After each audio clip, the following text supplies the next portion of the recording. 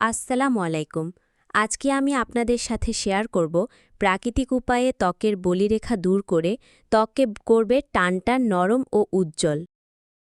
1 চামচ চিনি,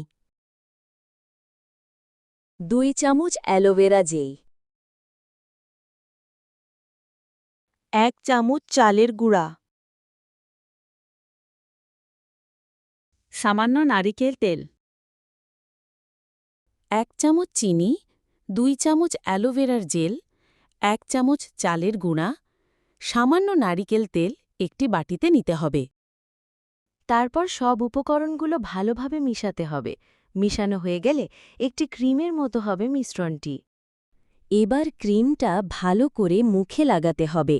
শুকানো পর্যন্ত অপেক্ষা করতে হবে, তারপর ঠান্ডা পানি দিয়ে মুখ ধুয়ে নিতে হবে।